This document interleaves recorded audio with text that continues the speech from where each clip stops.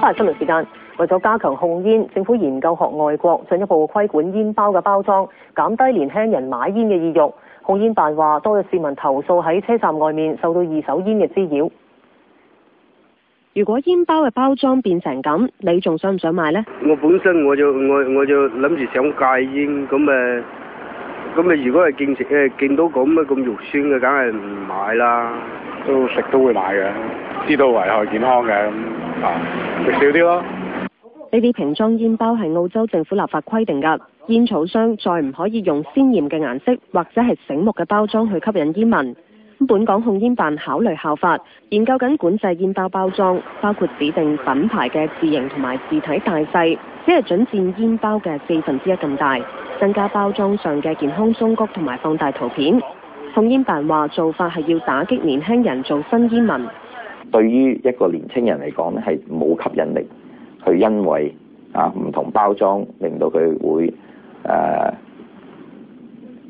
嘗試吸食第一支煙。年輕人嗰時候咧，好多時都係仲有啲好奇心啦，或者想知道，或者想即係仰慕一啲成年人嘅一啲習慣啦。咁我哋盡量減低。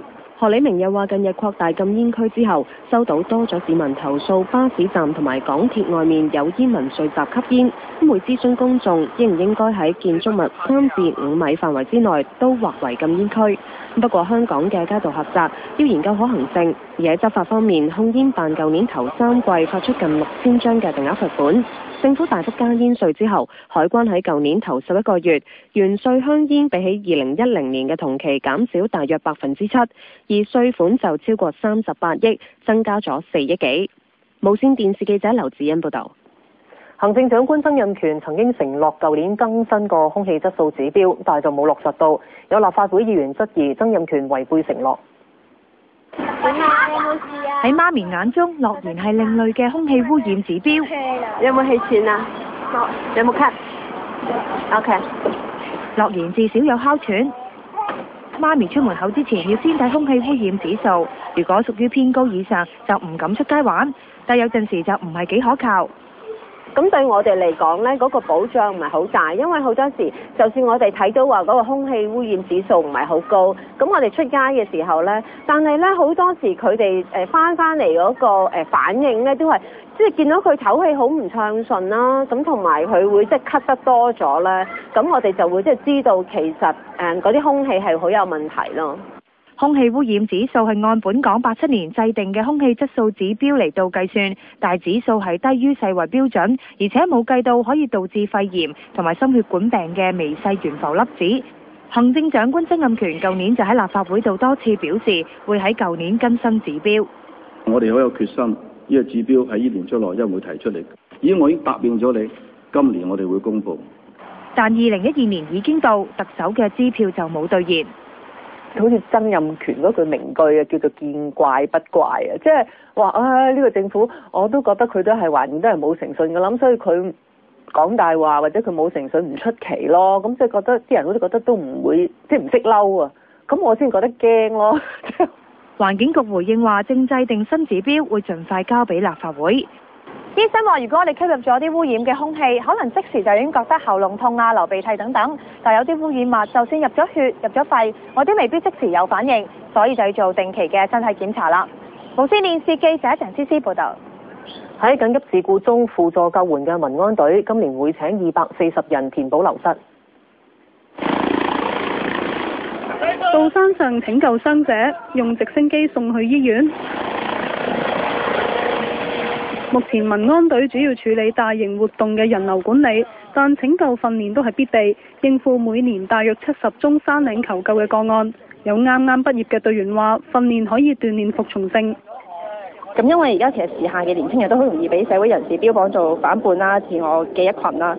咁其實即係接受咗民安隊嘅訓練之後呢，其實即係覺得自己嘅轉變呢都係個服從性係好大咯。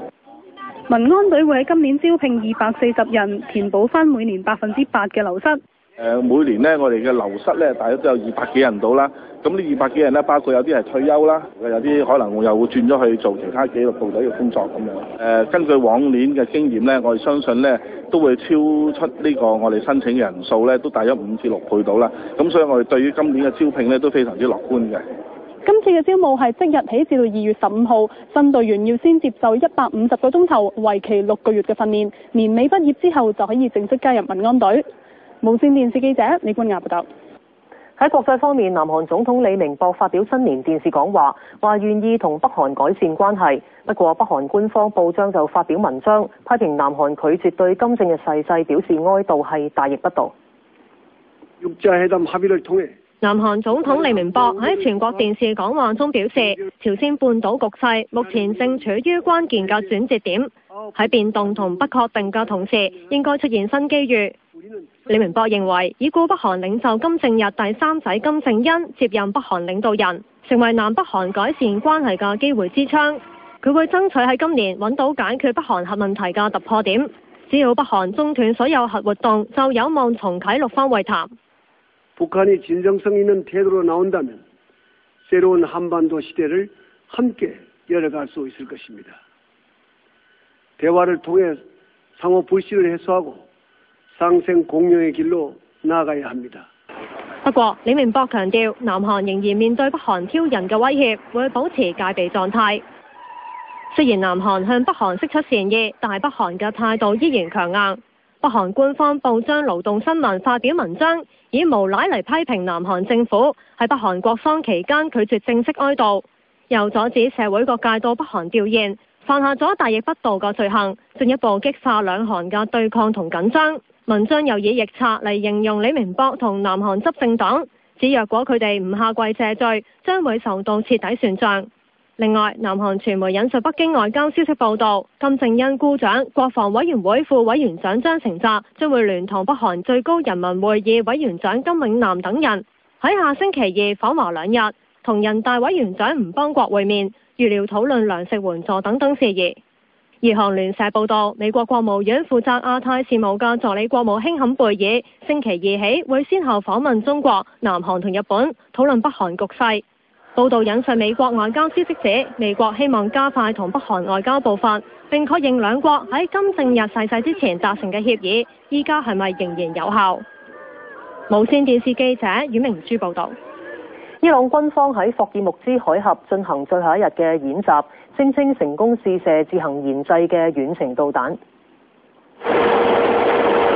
為期10日嘅軍事演習已經令到伊朗同西方國家關係持續緊張。到最後一日演習，伊朗官方通訊社引述海軍副司令穆薩維報導，喺霍爾木茲海峽成功發射多款長程地對海同地對地導彈，成功擊中預定目標。穆薩維話，導彈由伊朗專家自行研製，除咗射程同埋準確度提高，雷達同埋衛星系統亦都較上一代改善，同時配備先進嘅智能系統，能夠避開雷達追蹤。伊朗星期日亦都聲稱成功試射一支新型中程地對空導彈，又話成功自行研製出第一支核燃料棒。伊朗海軍上個月24號起喺霍爾木茲海峽同亞曼灣等海域展開為期10日、代號守衛90嘅大規模軍演，演習區域跨越2000幾公里。伊朗政府一度警告，如果西方國家加強制裁伊朗，會封鎖霍爾木茲海峽呢一個石油運輸要道。無線電視記者曾巧珠報道。陣間翻嚟嘅醫療專題係會講下產後抑鬱症會對媽咪同埋 BB 有啲咩長遠影響。司徒華逝世1週年，佢嘅屋企人友好出席追思禮拜。